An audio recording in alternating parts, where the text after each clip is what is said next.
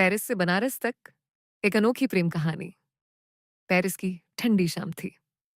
हल्की बारिश हो रही थी और यूनिवर्सिटी ऑफ पेरिस के कैंपस में छात्र अपनी अपनी क्लास खत्म करके जा रहे थे।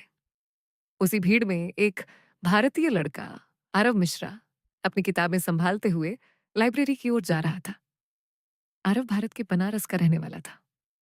वो इंजीनियरिंग में मास्टर्स करने पेरिस आया था। शांत स्वभाव, साधारण कपड़े और आंखों में बड़े सपने, यही उसकी पहचान थी। उसी समय सामने से एक लड़की भागती हुई आई और किसी से टकरा गई। उसके हाथ की सारी किताबें नीचे गिर गईं। Oh no! लड़की घबरा कर बोली। आरव तुरंत नीचे झुका और किताबें उठाने लगा। लड़की ने मुस्कुराकर कहा, थैंक यू। मेरा नाम एम्मा है।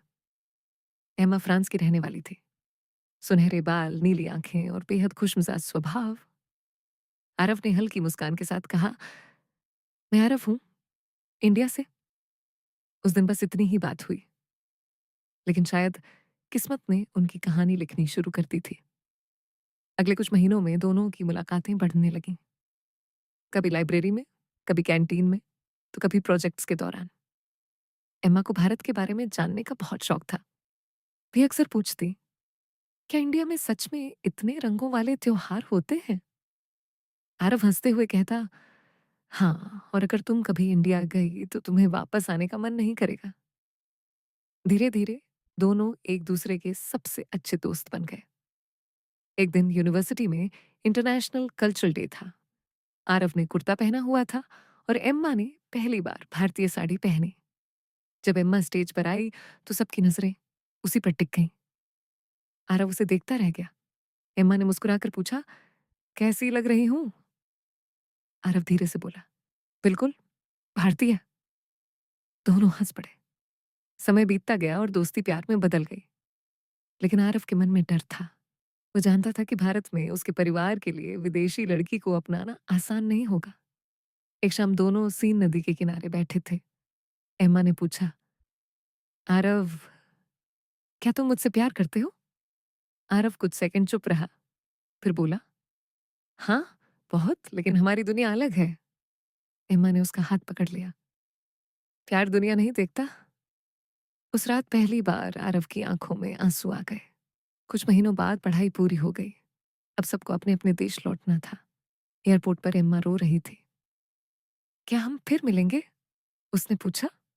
आरव ने कहा, अगर किस्मत ने चाहा तो जरूर। दोनों अलग हो गए। भारत लौटने के बाद आरव अपने परिवार के बिजनेस में लग गया, लेकिन उसका दिल अब भी पेरिस में था। उधर एम्मा भी फ्रांस में खुश नहीं थी। वो हर दिन भारतीय वीडियोस देखती, हिंदी सीखती और आरव को याद करती। एक दिन उसने बड़ा फैसला लिया। उसने अपने माता पिता से कहा, मैं इंडिया जाना चाहती हूँ, आरव से शादी करने। उसके माता पिता हैरान रह गए, लेकिन उन्होंने बेटी की आंखों में सच्चा प्यार देखा और हामी भर दी। कुछ दिनों बाद बनारस एयरपोर्ट पर एक फ्रेंच लड़की भारतीय सूट पहनकर उतरी। वह एम्मा थी। उसके हाथ में एक छोटा सा बैग था और दिल में ढेर सारा प्यार। जब आरव को फोन आया कि कोई विदेशी लड़की उससे मिलने आई है, तो वह भागता हुआ एयरपोर्ट पहुंचा। जैसे ही उसने एम्मा को देखा, उसकी आंखें भर आईं। तुम सच में इंडिया आ गई? आरव ने पूछा। एम्मा मुस्कुराई। तुमने कहा था ना, इंडिया आओगी तो वापस जाने का मन नहीं करेगा। आरव हंस पड़ा और उसे गले लगा लिया। लेकिन असली मुश्किल अब शुरू हुई। जब आरव एम्मा को अपने घर लेकर गया तो परिवार चौंक गया। दादी बोली, विदेशी बहू, ये हमारे रीति रिवाज कैसे समझेगी? माँ भी थोड़ी परेशान थी, लेकिन एम्मा ने हार नहीं मानी। वह हर सुबह जल्दी उठती, घर के काम सीखती, हिंदी बोलने की कोशिश करती और सबका सम्मान करती। धीरे धीरे घर वालों का दिल पिघलने लगा।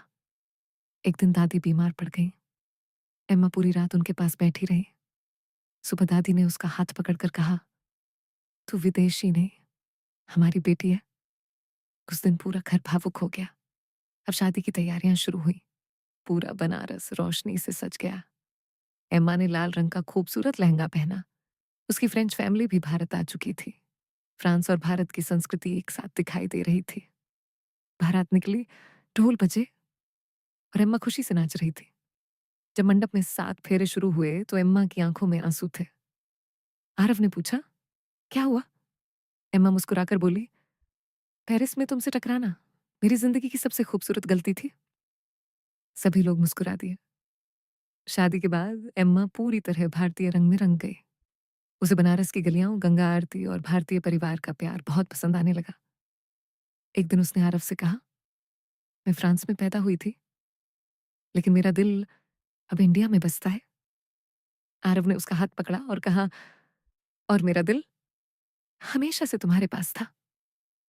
दोनों गंगा किनारे बैठकर मुस्कुराने लगे। और इसी तरह पेरिस की यूनिवर्सिटी में शुरू हुई एक छोटी सी दोस्ती भारत की पवित्र धरती पर हमेशा के लिए शादी के बंधन में बदल गई। समाप्त।